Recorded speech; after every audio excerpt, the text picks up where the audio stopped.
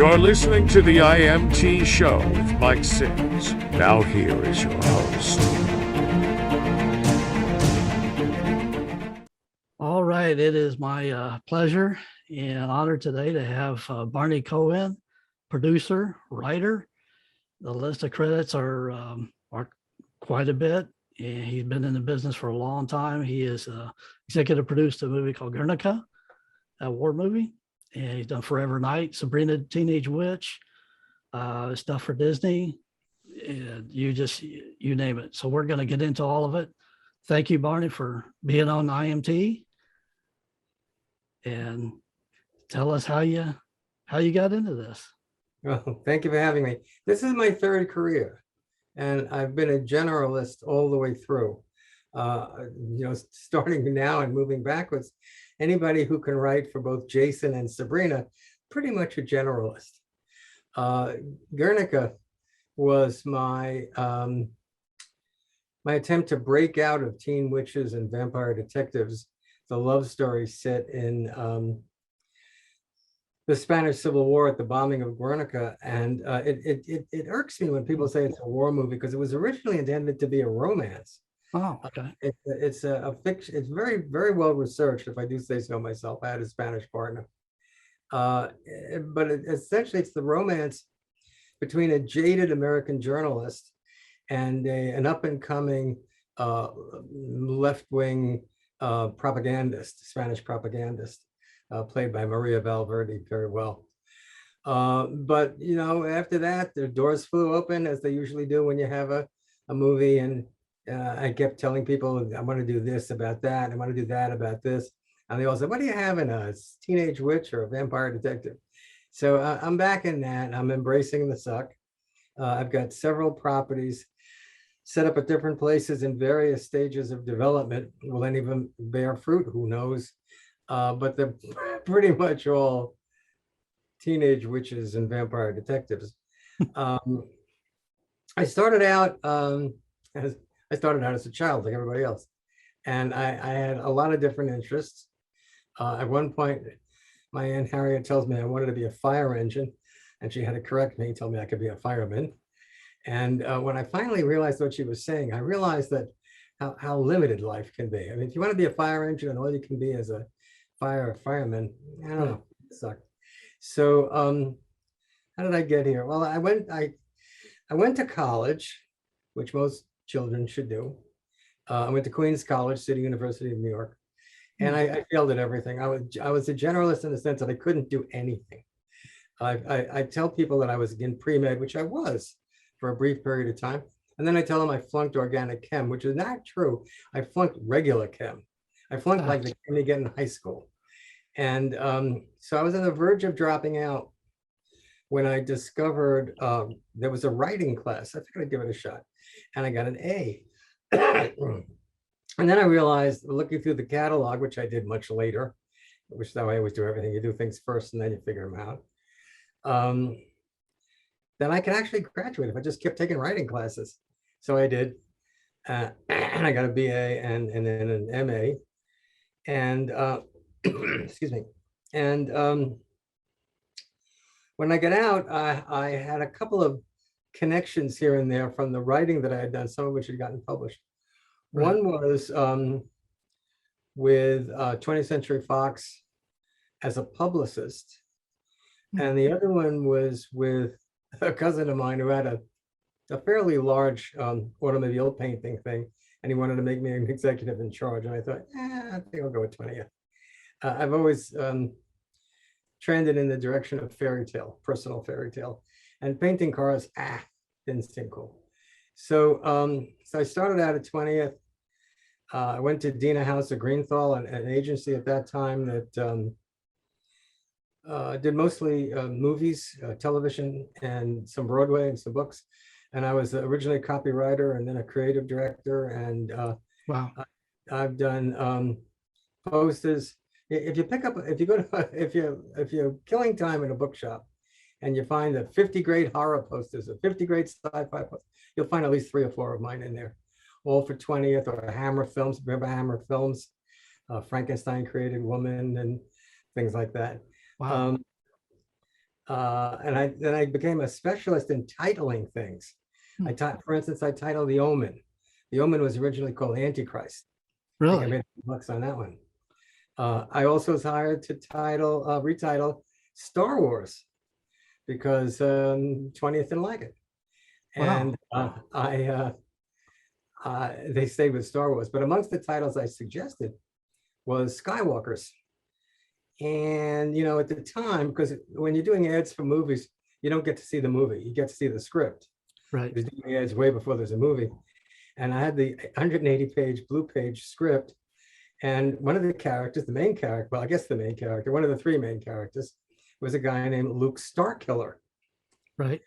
And that's a very prophetic name because he kills Death Star. Ah, All of a sudden, the movie came out, and I'm sitting there watching a preview, and it says Luke Skywalker. And I think, cool. That may or may not have been me. I subsequently met George Lucas because I was doing a movie with Jimmy Woods and Randy Quaid and Kate Capshaw, and Spielberg would come by because he's Kate's husband, and we would sit around on a prop bench, so Lucas came in one day, and he and Lucas were chatting, and I'm telling him it was giving me a headache. These guys are such heavyweights, and I tore my brain this way and that way just listening to them, and of course I'm trying to figure out how to pitch something to either of them, and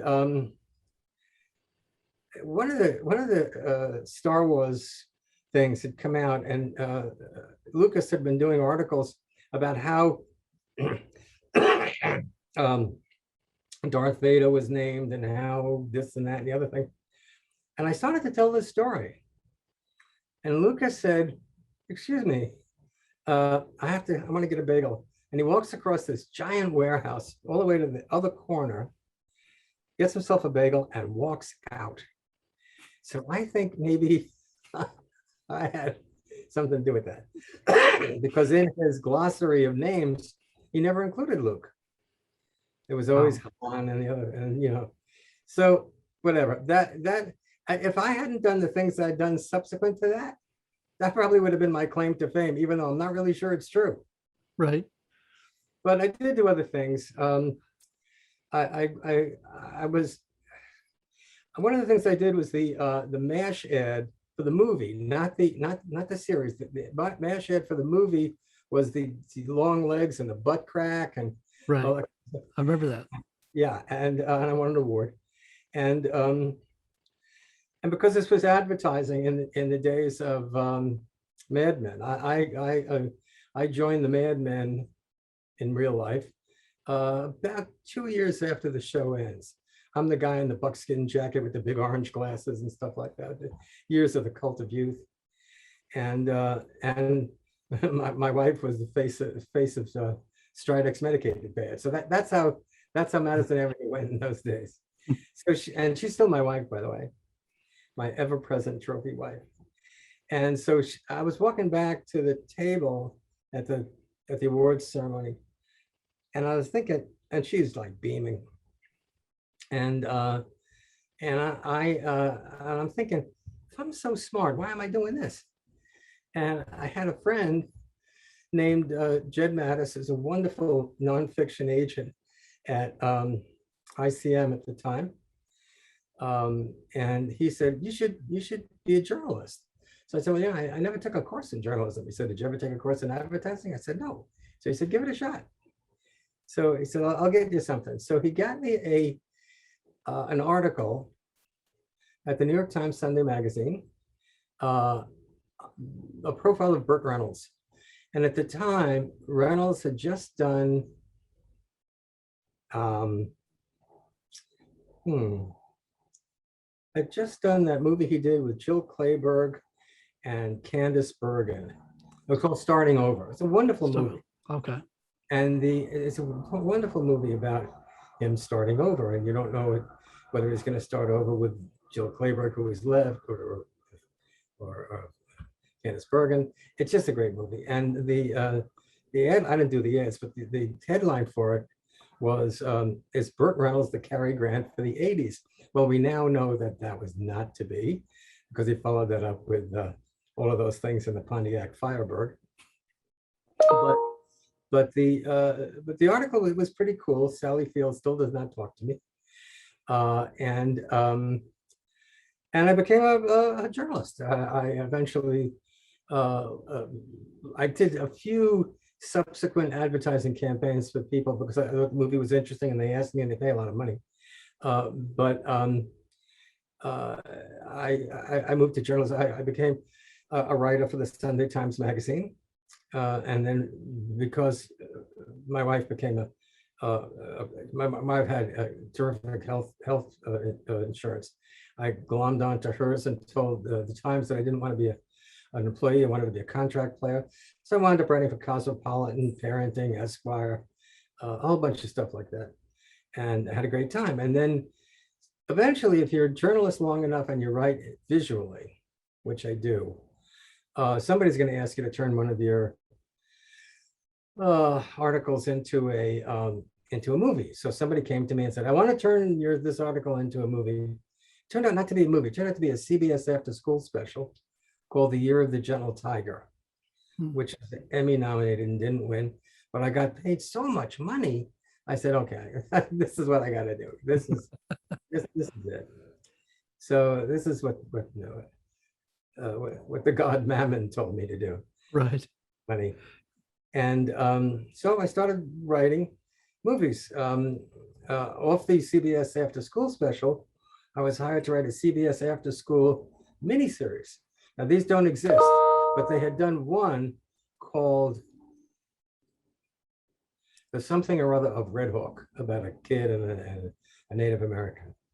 And then I was going to do the second one, and I'd written a script called the Inside Out Clown, about a fat kid who goes to clown school, where by the way, I learned to walk a wire, which is sort of really an interesting thing. So mental. Red Hawk did so poorly that they canceled Inside Out Clown. However, because things happen the way they do, the director fell in love with the script.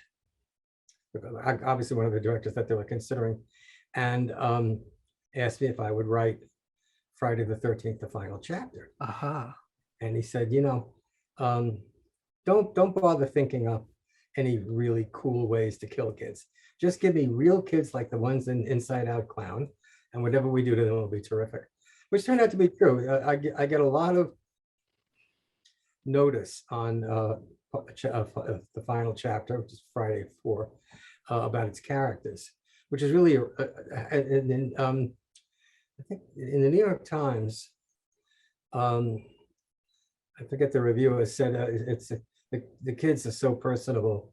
The last act, it's really a shame to see them die. Yeah. Which is a rave for that genre. Yeah. Usually if you do something like that, and I have done other things like that, they don't really review your movie, they review the genre. Right. And so I did that. And then they wanted me to do 5 with Danny Steinman. And my agent at the time said, once a philosopher, twice a pervert. So I declined. And I wound up doing a bunch of other things that led led at some point. I mean, I created Forever Night, the vampire detective, actually created the character, the actual character that was used in the series, became a co-creator of that show. I did Sabrina the Teenage Witch.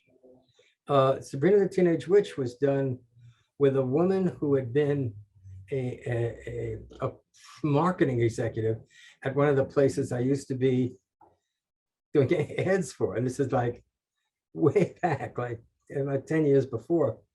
And she knew Melissa Joan Hart because Melissa's older or younger sister was her babysitter. It's down in Greenwich Village in New York.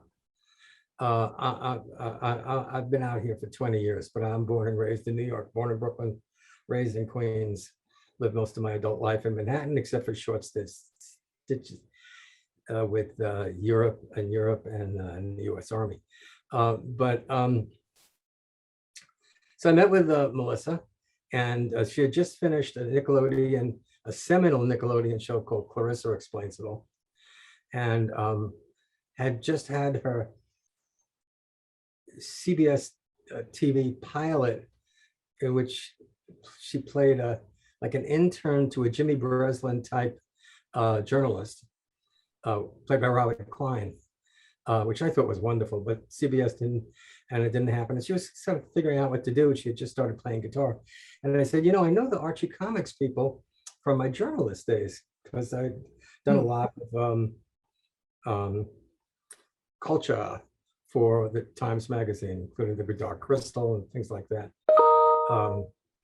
Met Jim Henson. It was a great life. I love being a journalist. Actually, I love being an advertising man too. And I love being a filmmaker. I'm just a guy who likes things. So we went up to the Mamaroneck, which is a northern suburb of New York in Westchester County, and presented Melissa as Josie and the Pussycats. They had just sold Josie and the Pussycats to Universal for that movie that came out later with Tara Reid and people like that. Yeah. And they said to me, how about, what is it? Katie Keene, teen model. Melissa's adorable, but she doesn't have a model's conformation. She's not tall, it wasn't gonna work. And then they said, well, what about Sabrina the Teenage Witch? And I said, oh my God, what a great idea. Now, I didn't even remember that Sabrina was a Archie comic. I just remembered the 22 episodes of Hanna-Barbera.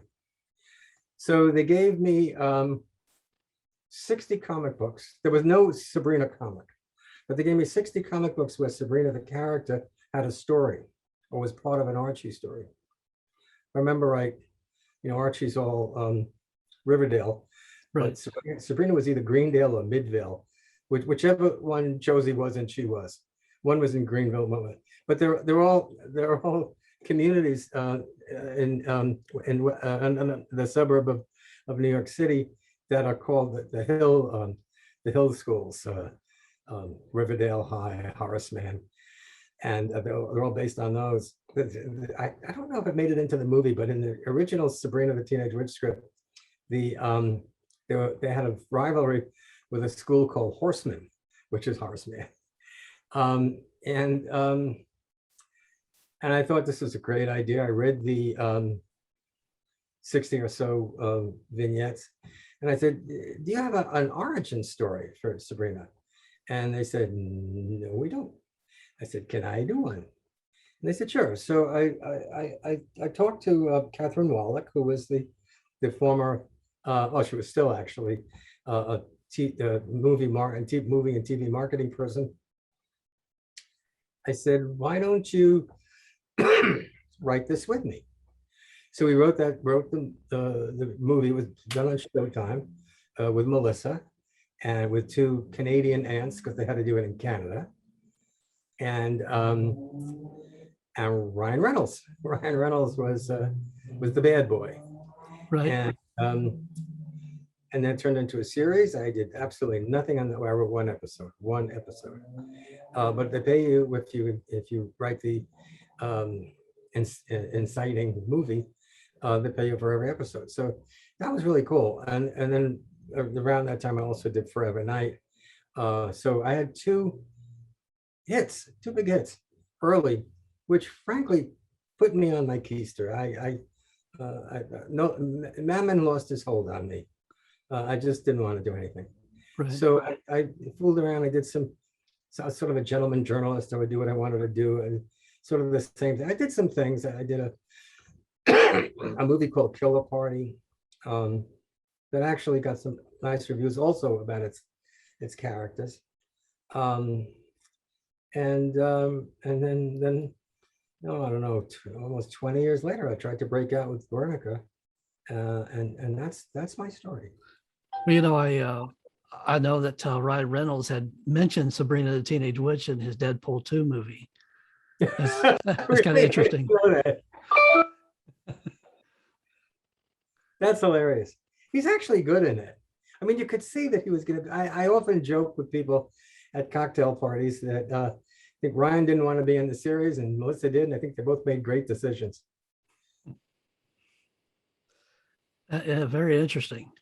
It's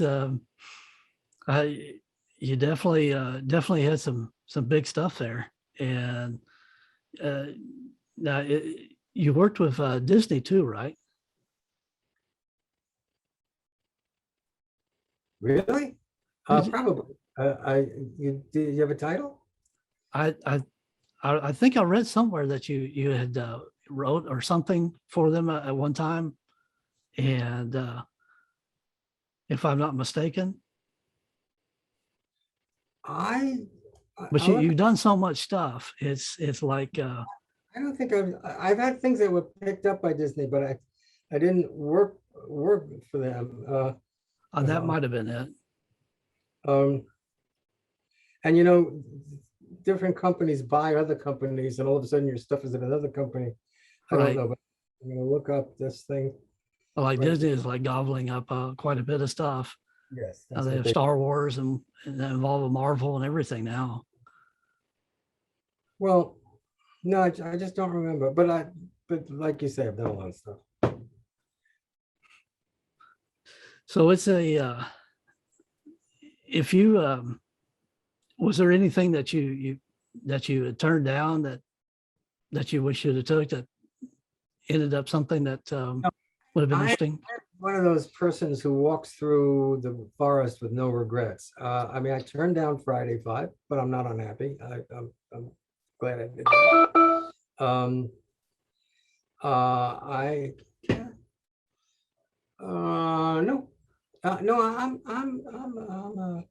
Like you say, you're happy at everything you did. So like Apollo, which some people get confused with Adonis. I'm not calling myself attractive. I'm calling myself, I'm like Apollo, who was able to walk on the tops of the waves. I've been able to do that. You know, the explanation of how I got to be on Madison Avenue, and then how I got to be at the New York Times, and then how I got to write Friday the 13th. I mean, I've been the luckiest son of a gun that ever lived. wow, that's incredible. And Thank you for listening to the IMT show with Mike Sims. The views expressed by guests are their own, and their appearance on the program does not imply an endorsement of them or any entity they represent. The IMT show is an opinion show and not to be taken as serious personal, legal, tax or financial advice. It is meant as entertainment only. IMT show, Mazarov or Mike Sims is not responsible for ad content. For more information on show schedules and content, visit www.mazarov.net/IMT.